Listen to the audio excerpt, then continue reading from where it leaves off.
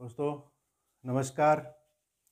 एक बार फिर से आपका दमन जी के क्लासेज में हार्दिक स्वागत है। दोस्तों आज का हमारा टॉपिक है राजस्थान में प्राचीन सभ्यताएं। जो हमारा राजस्थान है कक्षा 6 की पुस्तक, उसका पाठ 4 नाम क्या है? पाठ 4 का राजस्थान में प्राचीन सभ्यता स्थल। तो चलो वीडियो शुरू करते हैं। मानव सभ्यता जो शुरू होती है वो प्रस्तर युग से शुरू होती है। कौन से युग से शुरू होती है? प्रस्तर युग से शुरू होती है। उसके बाद में इसका विकास होकर के आ जाती है ताम्र कांस्य काल में। कौन सा युग आ जाता है? प्रस्तर युग। प्रस्तर युग से बाद में आ जाता है ताम्र कांस्य काल, और फिर लास्ट में आता है लोहा युग। ठीक है, तो मानव सभ्यता जो वो 3 चरणों से गुजरती है, प्रस्तर युग, ताम्र कांस्य काल और लोह युग से। ठीक है, आगे चलते हैं। धातुओं में सर्वप्रथम मनुष्य ने कौन से धातु का उपयोग किया था? सबसे पहले सर्वप्रथम मनुष्य ने किस धातु का उपयोग किया था? तांबे का उपयोग किया था। किसका? तांबे का उपयोग किया था। ठीक है, सर्वप्रथम मनुष्य ने कौन सी धातु का प्रयोग किया था? तांबे का। किसका? तांबे का प्रयोग मनुष्य ने सर्वप्रथम किया था। ठीक है, राजस्थान में ताम्र सभ्यता के अवशेष कहाँ पर मिलते हैं हमें? कालीबंगा, गणेश्वर और आहड़ जो सभ्यता है, यहाँ पर हमें राजस्थान में ताम्र सभ्यता के अवशेष प्राप्त होते हैं। ठीक है, कालीबंगा। कालीबंगा कहाँ पर है? कालीबंगा हनुमानगढ़ जिले में। कहाँ पर है? हनुमानगढ़ जिले में है। और ये दर्शदवती और सरस्वती जो नदियाँ थी उसके किनारे पर कालीबंगा जो सभ्यता थी वो विकसित हुई थी, पल्लवित पुष्पित हुई थी। और वर्तमान में घग्गर नदी के किनारे कालीबंगा जो स्थल है वो कहाँ पर प्राप्त होता है हमें? घग्गर नदी के किनारे प्राप्त होता है। कौन से जिले में? हनुमानगढ़ जिले में प्राप्त होता है। ठीक है, तो कालीबंगा है कौन से नदी के किनारे? वर्तमान में घग्गर नदी के किनारे। कौन से जिले में है? हनुमानगढ़ जिले। कालीबंगा की खोज किसने की थी? कालीबंगा की खोज की थी अमलानंद घोष ने। किसने की थी?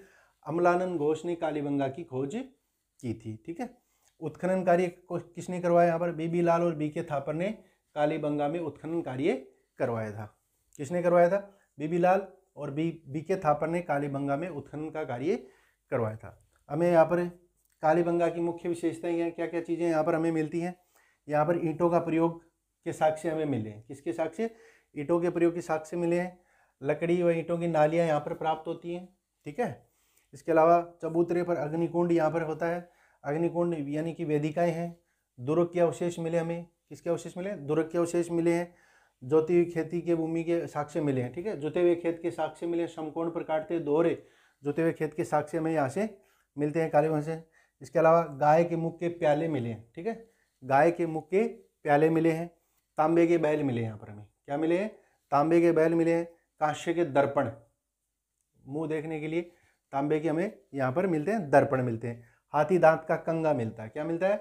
हाथी दांत का कंगा भी हमें कालीबंगा से प्राप्त होता है। इसके अलावा मिट्टी के बर्तन मिले हैं, कांच की मणियाँ मिले हैं, खिलौने मिले हैं। और जो सिंधु सभ्यता थी उसके समान, उसके समरूप नगर योजना भी यहाँ पर हमें प्राप्त होती है कालीबंगा में। और नदियों का पानी सूखने और मरुस्थल के बढ़ने से बस्ती उजड़ गई थी। ठीक है, कालीबंगा जो है सभ्यता स्थल, उसका उजड़ने का कारण क्या है? नदियों का पानी सूख गया और मरुस्थल बढ़ गया, उसकी वजह से यहाँ की जो बस्ती थी कालीबंगा वो बस्ती उजड़ गई थी। ठीक है, आगे चलते हैं। आगाटपुर आहड़, आहड़ का दूसरा नाम आगाटपुर भी कहते हैं, स्थानीय नाम इसका धूलकोट है। इसके अलावा आहड़ को ताम्रवती या तांबावती भी कहा जाता है। आहड़ जो सभ्यता वो कौन सी नदी के किनारे है? बेडच नदी के किनारे है। आहड़ जो सभ्यता वो कहाँ पर विकसित हुई? बेडच नदी के किनारे विकसित हुई। और कौन से जिले में? उदयपुर जिले में। कौन से जिले में? उदयपुर जिले में। उत्खनन कार्य कब हुआ आहड़ का? 1951-52 में आहड़ का उत्खनन कार्य हुआ था। ठीक है, आहड़ की विशेषता क्या है? मकानों की दीवारें पत्थरों और मिट्टी से बनी है। ठीक है, आहड़ की जो दीवारें हैं वो मकानों की जो दीवारें वो पत्थरों से बनी है और मिट्टी से बनी है। ठीक है, छत बांस और वह केलू से बनी है। ठीक है, और आहड़ में 4 या 6 चूल्हे मिले हैं। संयुक्त परिवार की जो हमें इसे सिद्ध होता है कि संयुक्त परिवार यहाँ पर था। क्या मिलता है? 4 या 6 चूल्हे हमें यहाँ पर मिलते हैं। कितने चूल्हे मिलते हैं? 4 या 6 चूल्हे मिलते हैं, जो कि हमें इस चीज़ के साक्ष्य मिलते हैं कि यहाँ पर सामूहिक परिवार थे या संयुक्त परिवार यहाँ पर व्यवस्था थी। ठीक है, इसके अलावा हमें भोजन विधि के साक्ष्य मिलते हैं। उन्नत अवस्था में चावल मिलते हैं, भट्टी नुमा चूल्हा मिलता है, बर्तन बनाने की कला भी यहाँ पर है, जिसमें हमें लाल भूरे मर्द भांड मिट्टी के बर्तन भी मिले हैं। इसके अलावा तस्त्रियाँ मिली हैं, दीपक मिले हैं, यहाँ पर धूपदानियाँ, कटोरियाँ, मटके भी मिले हैं, कलश, चूड़ियाँ, खिलौने और 26 किस्म के मणि हमें यहाँ पर प्राप्त होते हैं। ठीक है, 26 किस्म के मणि हमें यहाँ पर प्राप्त होते हैं। इसके अलावा 6 तांबे की मुद्राएं मिली हैं, 3 मोहरे मिले और प्राकृतिक प्रकोप से इसका विध्वंस होने के साक्ष्य हमें प्राप्त होते हैं। ठीक है, 3 मोहरे प्राकृतिक प्रकोप से आड़ का विध्वंस होने के हमें साक्ष्य मिलते हैं। ठीक है, इसके अलावा बालाथल सभ्यता, बालाथल में क्या है, वल्लभनगर तहसील उदयपुर में बालाथल। बालाथल कहाँ पर, बालाथल कहाँ है, बालाथल उदयपुर जिले के वल्लभनगर तहसील में है। ठीक है, बालाथल जो सभ्यता कहाँ पर है, उदयपुर जिले में वल्लभनगर तहसील में है। इसकी क्या विशेषता है, क्या क्या मिला यहाँ पर 11 कमरों का एक बड़ा भवन मिला है। ठीक है, जो दुर्ग जैसा है, एक दुर्ग जैसा है, छोटे दुर्ग जैसा है, जिसमें 11 कमरे हैं। ठीक है, 11 कमरों का एक भवन है। इसके अलावा बुना हुआ वस्त्र मिला है। बुना हुआ जो वस्त्र है हमें वो बालाथल और बैराट दो ही जगह प्राप्त होता है। कहाँ प्राप्त होता है, बुना वस्त्र कहाँ प्राप्त होता है हमें, एक तो बैराट से प्राप्त होता है और एक बालाथल से प्राप्त होता है। इसके अलावा तांबे के चाकू प्राप्त हुए, कुल्हाड़ी, छैनी, लोहा गलाने की भट्टियाँ यहाँ पर प्राप्त होती हैं, बाण प्राप्त होते हैं, कर्णफूल प्राप्त होते हैं, गले के हार की लटकन यहाँ से प्राप्त होती है। इसके अलावा यहाँ पर हमें कृषि, पशुपालन और शिकार के साक्ष्य भी प्राप्त होते हैं कि यहाँ का जो मुख्य व्यवसाय वगैरह जो था वो कृषि, पशुपालन और शिकार था, जो कि ये सिद्ध होता है इससे कि मिश्रित अर्थव्यवस्था बालाथल की थी। ठीक है, इसके अलावा अपने जो प्रस्तर युग था, जो प्रस्तर युग के जो उपकरण हैं वो हमें कहाँ से प्राप्त होते हैं, ज़्यादातर वो नदी की घाटियों से और शैलाश्रय जो होते हैं उसमें हमें पत्थर के युग के या प्रस्तर युग के जो उपकरण हैं वो प्राप्त होते हैं। ठीक है, एक बार वापस देख लेते हैं कि मानव जो सभ्यता थी उसका विकास कैसे हुआ। पहले प्रस्तर युग, उसके बाद में ताम्रकांस्य काल, फिर लोह युग। ठीक है, धातु में सर्वप्रथम मनुष्य ने कौन से धातु का प्रयोग किया, तांबे का। किसका प्रयोग किया, तांबे का प्रयोग किया। ठीक है, राजस्थान में ताम्र सभ्यता के अवशेष हमें कहाँ से प्राप्त होते हैं, कालीबंगा, गणेश्वर, आहड़। ठीक है, आगे चलते हैं। कालीबंगा किस नदी के किनारे विकसित हुई, घग्गर नदी वर्तमान में और कौन से जिले में है, हनुमानगढ़ जिले में। और दरसती और सरस्वती नदी जो नदियां हैं, पौराणिक नदियां, वहाँ पर कालीबंगा विकसित हुई थी और वर्तमान में घग्गर नदी के किनारे। कालीबंगा की खोज किसने की थी, अमलानंद घोष ने। किसने खोज की थी, अमलानंद घोष ने कालीबंगा की खोज की थी। उत्खनन कार्य किसने करवाया, बीबी लाल और बीके थापर ने। कालीबंगा का उत्खनन कार्य किसने करवाया, बीबी लाल और बीके थापर ने। यहाँ की विशेषता क्या है, ईंटा का प्रयोग यहाँ पर हुआ है। ठीक है, ईंटों का प्रयोग हुआ है, लकड़ी व ईंटों की नालियाँ प्राप्त हुई हैं, चबूतरे मिले, अग्निकुंड मिले हैं, चबूतरे के ऊपर अग्निकुंड मिले जिसे हम वेदिकाएं कहते हैं। यहाँ पर दुर्ग के अवशेष प्राप्त होते हैं कालीबंगा में। इसके अलावा जुते हुए खेत के अवशेष मिले हैं, दोहरे जुते हुए खेत के हमें यहाँ पर साक्ष्य मिलते हैं। गाय के मुख के प्याले मिले हैं, तांबे के बैल भी प्राप्त होते हैं, कांसे के दर्पण यहाँ पर प्राप्त होते हैं, हाथी दांत का कंगा प्राप्त हुआ है, मिट्टी के बर्तन प्राप्त होते हैं, कांच की मणियाँ, खिलौने आदि प्राप्त होते हैं। ठीक है, इसके आगे सिंधु सभ्यता के समान यहाँ पर नगर योजना प्राप्त होती है। ठीक है, सिंधु सभ्यता के समान क्या होती है, नगर योजना पर यहाँ पर मिलती है। और नदियों का पानी सूखने और मरुस्थल के बढ़ने से क्या हुआ, कालीबंगा को जो सभ्यता वो उजड़ गई थी, उसका विध्वंस हुआ था। ठीक है, आगे चलते हैं। आगाटपुर या आहड़ है, इसको आगाटपुर भी कहते हैं और स्थानीय नाम इसका है धूलकोट। इसके अलावा इसको ताम्रवती भी कहते हैं और तांबावती भी कहते हैं। ठीक है, आहड़ को क्या क्या कहते हैं, आगाटपुर, धूलकोट, ताम्रवती या तांबावती के नाम से आहड़ को जाना जाता है। ठीक है, आहड़ कौन सी नदी के किनारे है, बेडच नदी के किनारे। कौन सी नदी के किनारे है, बेडच नदी के किनारे। ठीक है, उत्खनन हुआ इसका 1951-52 में। कब हुआ, इसका उत्खनन हुआ 1951-52 में। और इसकी विशेषता क्या है, मकानों की दीवारें पत्थरों से बनी है, पत्थरों और मिट्टी से यहाँ के मकानों की दीवारें बनी है, ईंटों का प्रयोग यहाँ पर नहीं हुआ है। ठीक है, छत है वो बांस व केलू से बनी है। यहाँ पर खुदाई में हमें 4 से लेकर के 6 चूल्हे तक प्राप्त होते हैं, जिससे हमें सिद्ध होता है कि यहाँ पर संयुक्त परिवार की व्यवस्था थी। इसके अलावा हमें सामूहिक भोजन विधि के साक्ष्य मिलते हैं, चावल के साक्ष्य मिलते हैं, भट्टी नुमा चूल्हा भी एक प्राप्त होता है। इसके अलावा बर्तन बनाने की कला भी यहाँ पर मिलती है, लाल भूरे मर्दभांड मिट्टी के बर्तन भी मिलते हैं, लाल भूरे रंग के। इसके अलावा तस्त्रियाँ मिली हैं, दीपक, धूपदानियाँ, कटोरियाँ, मटके मिले हैं, कलश मिला, चूड़ियाँ, खिलौने मिले और 26 किस्म के मणि हमें यहाँ से आहड़ से प्राप्त होते हैं। इसके अलावा 6 तांबे की मुद्राएं, 3 मोहरें प्राप्त होती हैं, प्राकृतिक प्रकोप से इसका विध्वंस हुआ। ठीक है, जो आहड़ सभ्यता है इसका विध्वंस कैसे हुआ? प्राकृतिक प्रकोप से इसका विध्वंस हुआ। अगली सभ्यता अपनी बालाथल। बालाथल कहाँ पर है? उदयपुर जिले में। उदयपुर जिले की कौन सी तहसील में है? वल्लभनगर तहसील में। कौन सी तहसील में?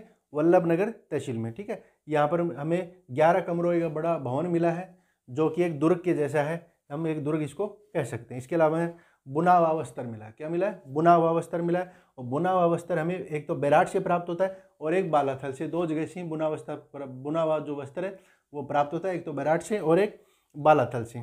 इसके अलावा तांबे के चाकू मिले हैं, कुल्हाड़ियाँ मिली हैं, छेनी मिली है, लोहा गलाने की बट्टियाँ मिली हैं, बाण, कर्णफूल, गले की हार की लटकन भी मिली है। और जो बालाथल के जो लोग थे वो कृषि करते थे, पशुपालन भी करते थे और शिकार भी करते थे। तो यहाँ की जो अर्थव्यवस्था थी वो किस प्रकार की थी? मिश्रित अर्थव्यवस्था थी। ठीक है, बालाथल की अर्थव्यवस्था कैसी थी? मिश्रित अर्थव्यवस्था यहाँ की थी। ठीक है, और जो प्रस्तर युग के जो उपकरण हैं वो हमें नदी की घाटियों और शिलाश्रों में मिलते हैं। अगला है हमारा गणेश्वर। गणेश्वर जो सभ्यता है वो नीम का थाना, जो ब्लॉक है नीम का थाना, उसमें सीकर जिले में है। वहाँ पर हमारी गणेश्वर सभ्यता का वो विकास हुआ था। और ये नीम का थाना के पास में पड़ता है गणेश्वर गांव, वहाँ पर ये सभ्यता का विकास हुआ था। ठीक है, गणेश्वर सभ्यता जो है पूर्वी राजस्थान और गंगा घाटी के क्षेत्र में पल्लवित हुई। कहाँ पर पल्लवित हुई? पूर्वी राजस्थान और गंगा घाटी के क्षेत्र में पल्लवित हुई, जो कि कहाँ पर आता है? नीम का थाना, सीकर जिले में गणेश्वर गांव के पास। ठीक है, गणेश्वर गांव के पास में ये सभ्यता विकसित हुई। ठीक है, गणेश्वर सभ्यता को हम ताम्र संचयी संस्कृति कहते हैं। ठीक है, गणेश्वर जो सभ्यता है इसको ताम्र संचयी संस्कृति कहा जाता है। क्यों कहा जाता है? क्योंकि यहाँ पर जो तांबे के उपकरण है वो भारी मात्रा में मिले हैं। बहुतायत से तांबे के उपकरण हमें यहाँ से प्राप्त होते हैं। और इसका मुख्य कारण क्या है? क्योंकि यहाँ पर जो खेतड़ी है कॉपर, जहाँ पर तांबा निकाला जाता है, हिंदुस्तान कॉपर लिमिटेड जो जहाँ पर है वो इसके निकट है। ठीक है, तो वहाँ निकटता की वजह से प्रचुर मात्रा में उस टाइम में वहाँ पर तांबा मिलता था, इसलिए ये तांबा जो सभ्यता है ये विकसित हुई। ताम्र सभ्यता यहाँ पर हमारी विकसित होती है। यहाँ से हमें मुख्य रूप से क्या मिले हैं? बाण मिले हैं। ठीक है, बाण तो तीर बोलते हैं जिसको धनुष पे चढ़ा के चलाया जाता है, वो बाण मिले हैं। छेनियाँ मिले हैं, हथौड़े जो पत्थर वगैरह काटने के जो काम आते हैं, लोहे वगैरह काटने के काम आते हैं, छेनियाँ। मछली पकड़ने के कांटे मिले हमें। ठीक है, मछली पकड़ने के कांटे भी हमें यहाँ से प्राप्त होते हैं। तो मछली पकड़ने के कांटे प्राप्त होते हैं, इससे यह सिद्ध होता है कि यहाँ पर जो काटली नदी है, शेखावाटी की जो एकमात्र नदी है काटली नदी, उसी के उद्गम पर यह गणेश्वर सभ्यता विकसित हुई है, काटली नदी के। तो इसे सिद्ध होता है कि मछली जो पकड़ी जाती थी, इसका मतलब वहाँ पर काटली नदी अभी तो सूख गई है, वहाँ पर पानी नहीं है, लेकिन उस टाइम में प्रचुर मात्रा में काटली नदी में पानी होता था, क्योंकि पानी होता था तभी वहाँ पर मछली पकड़ी जाती। इसके अलावा ये भी सिद्ध होता है कि मछली पकड़ने के कांटे से कि वो लोग क्या थे? मांसाहारी थे। क्या थे? मांसाहारी थे। और मछलियाँ उनका मछलियाँ उनका क्या था? भोजन का एक हिस्सा था। ठीक है, इसके अलावा में उस तरह के फलक मिले। उस तरह क्या होता है? जो शेविंग करने का होता है, कि आजकल तो यूज में नहीं लिया जाता है, पहले यूज में लिया जाता था। उस तरह वो उस तरह के फलक भी यहाँ पर मिले हैं। अंगूठियाँ मिली हैं। ठीक है, और गणेश्वर से क्या मिला है? यहाँ से पेचदार सिरे वाली ताम्र पिनें मिली हैं। पेचदार सिरे वाली ताम्र पिनें भी यहाँ पे मिली हैं। और ये जो पिन थे ये पश्चिमी और मध्य एशिया को निर्यात की जाती थी। ठीक है, गणेश्वर में क्या है? पेचदार पिन मिली हैं, पेचदार सिरे वाली पिन मिली हैं, जो कि मध्य एशिया और पश्चिम एशिया को निर्यात की जाती थी। ठीक है, इसके अलावा यहाँ पर मिट्टी के 2 प्रकार के बर्तन मिले। मिट्टी के कितने प्रकार के बर्तन मिले? मिट्टी के 2 प्रकार के बर्तन हमें यहाँ मिलते हैं। एक तो हड़प्पा पूर्व संस्कृति के हल्के लाल रंग के पतले बर्तन मिले हैं। इसके अलावा लाल चिकनी मिट्टी शिष्ट चित्रकारी के मजबूत बर्तन भी यहाँ पर प्राप्त होते हैं। 2 प्रकार के बर्तन हमें यहाँ पर मिलते हैं, एक तो हल्के लाल रंग के और एक लाल चिकनी विशिष्ट चित्रकारी के जो बर्तन है, मर्द भांड है, वो यहाँ पर हमें मिलते हैं गणेश्वर में। ठीक है, आगे हमारी बैराट। तो बैराट जो सभ्यता वो कहाँ पर विकसित हुई? जयपुर में विकसित होती है। कहाँ पर विकसित होती है बैराट? जयपुर में विकसित होती है। जयपुर में कहाँ? बाणगंगा नदी के किनारे। कहाँ पर? बाणगंगा नदी के किनारे विकसित होती है। यहाँ की जो बैराट जो सभ्यता है उसके आसपास एक बिज्जक की पहाड़ी है और भीम डोंगरी है, जो कि काफ़ी महत्वपूर्ण है। ठीक है, और यहाँ पर महाभारत में मत्स्य जनपद हुआ करता था, जिसकी राजधानी था विराटनगर या बैराट। ठीक है, जो महाभारत काल था उसमें मत्स्य जनपद था, मत्स्य महाजनपद था, उसकी राजधानी थी विराट थी। और जब पांडवों ने अज्ञातवास के अंतिम दिन विराट नगर में व्यतीत किए थे, बिताए थे, अंतिम जो छद्म वेश में अंतिम जो काल था उनका अंतिम वर्ष जो था अज्ञातवास का, वो यहाँ पर छद्म वेश में व्यतीत इन्होंने किया था। ठीक है, महाभारत कालीन के अवशेष यहाँ पर मिलते हैं और मौर्य काल के भी अवशेष यहाँ पर प्राप्त होते हैं। मौर्य काल में क्या है, यहाँ पर अशोक के 2 स्तंभ लेख मिलते हैं। एक तो बाबरू का शिलालेख मिलता है, ठीक है, जिससे साबित होता है कि अशोक बौद्ध धर्मावलंबी था। बैराट में या बाबरू जो शिलालेख मिलता है उसमें क्या पता चलता है हमें कि अशोक क्या था, बौद्ध धर्मावलंबी था। इसके अलावा बौद्ध मठ के अवशेष भी यहाँ से प्राप्त होते हैं, बौद्ध मठ के अवशेष भी हमें यहाँ से प्राप्त होते हैं। इसके अलावा 36 चांदी की मुद्राएं प्राप्त होती हैं, जिनमें 8 क्या है, पंचमार्क मुद्राएं हैं और 28 भारतीय यूनानी शासकों की हैं। ठीक है, भारतीय और यूनानी शासकों की 28 मुद्राएं और 8 मुद्राएं यहाँ से पंचमार्क मिली हैं बैराट से। इसके अलावा यहाँ पर स्वास्तिक मिलता है, क्या मिलता है, स्वास्तिक के चिन्ह मिलते हैं, त्रिरत्न चक्र के चिन्ह मिलते हैं, युक्त अलंकृत घड़े मिलते हैं। ठीक है, दीपक है, नाचता हुआ पक्षी के साक्ष्य हमें मिले, पत्थर की संदूकें अपने यहाँ मिलती हैं, लोहे के किले मिलते हैं और हाथ से बने हुए वस्त्र यहाँ पर हमें प्राप्त होता है बैराट से। ठीक है, इसके अलावा राजस्थान में कुछ और भी महत्वपूर्ण जो सभ्यताएं हैं जिनका विकास हुआ है, भीलवाड़ा जिले में आती हैं बागोर और ओजियाना। ठीक है, दो सभ्यताएं कहाँ पर आती हैं भीलवाड़ा में, कौन कौन सी, बागोर और ओजियाना। ठीक है, बागोर और ओजियाना कहाँ पर है, भीलवाड़ा में। कहाँ पर है, बागोर और ओजियाना कहाँ पर है, भीलवाड़ा में। नगर और रेड कहाँ पर है, टोंक में। नगर और रेड कहाँ पर है, टोंक में है। सांबर और जोधपुरा कहाँ पर है, जयपुर में। सांबर और जोधपुरा कहाँ है, जयपुर में है। नोह कहाँ पर है, भरतपुर में। नोह कहाँ पर है, भरतपुर में। पचमता और गिलुंड सभ्यता, पचमता और गिलुंड कहाँ पर है, राजसमंद में। ठीक है, भीनमाल कहाँ है, जालोर में। भीनमाल जालोर में है। और नगरी कहाँ पर है, नगरी है चित्तौड़गढ़ में। ठीक है, नगरी कहाँ पर है, नगरी है चित्तौड़गढ़ में। इसके अलावा यहाँ पर लोहकालीन जो सभ्यताएं थी वो कौन कौन सी हैं, बैराट, सांबर, बागोर, रेड सभ्यता जो है वह लोहकालीन सभ्यता थी। कौन कौन सी थी लोहकालीन सभ्यता, बैराट, सांबर, बागोर और रेड को क्या कहा जाता है, भारत का टाटानगर कहा जाता है। रेड को क्या कहा जाता है, भारत का टाटानगर कहा जाता है। ठीक है, एक बार मुख्य प्रश्न देख लेते हैं।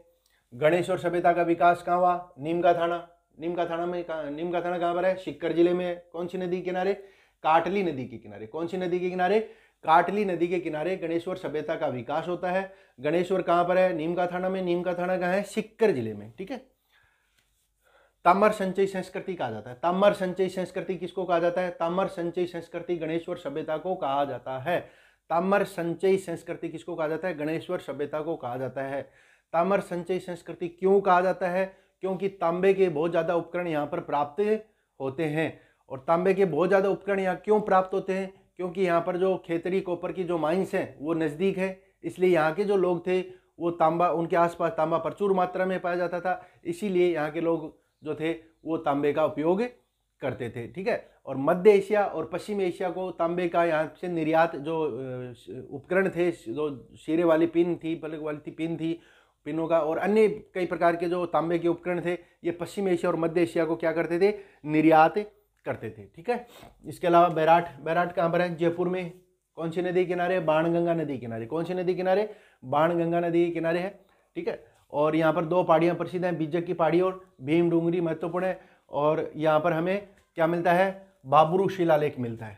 बाबरू या बैराट का शिलालेख मिलता है, जो किसके बारे में जानकारी देता है, हमें मौर्य काल के बारे में जानकारी हमें प्रदान करता है। किसके बारे में, मौर्य काल के बारे में हमें जानकारी प्रदान करता है।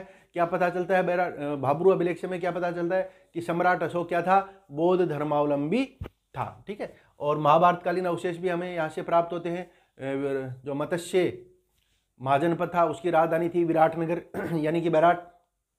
तो वहाँ पर क्या होता है, वहाँ पर पांडवों ने अज्ञातवास के अंतिम दिन व्यतीत किए थे। ठीक है, इसके अलावा यहाँ पर चांदी की मुद्राएं मिली हैं, 36 मुद्राएं मिली, जिसमें 8 तो पंचमार्क हैं और 28 के हैं भारतीय यूनानी शासकों की हैं। ठीक है, इसके अलावा यहाँ पर ये चीज़ें मिली हैं। अब मुख्य सभ्यताएं हो रहे हैं, बागोर और ओजियाना कहाँ पर है, भीलवाड़ा। बागोर और ओजियाना की सभ्यता कहाँ है, भीलवाड़ा में है। नगर और रेड सभ्यता टोंक में है। सांबर और जोधपुरा पुरातत्व स्थल कहाँ पर है, सांबर और जोधपुरा जयपुर में है। नोह है कहाँ पर है, भरतपुर में। पचमता और गिलुंड कहाँ पर है? राजसमंद है। पचमता और गिलुंड कहाँ है? राजसमंद में है। ठीक है। भीनमाल कहाँ है? जालोर में है भीनमाल। ठीक है। नगरी, नगरी चित्तौड़गढ़ में है। ठीक है। इसके अलावा यहाँ पर लोहकालीन सभ्यताएं कौन कौन सी अपनी? लोहकालीन सभ्यताएं कौन सी सभ्यताओं लोहकालीन माना जाता है? बैराट है, सांबर है, बागोर है और रेड, इनको लोहकालीन सभ्यता माना जाता है। ठीक है। ठीक है दोस्तों, जल्दी मिलते हैं अगले वीडियो में। तब तक के लिए नमस्कार, धन्यवाद।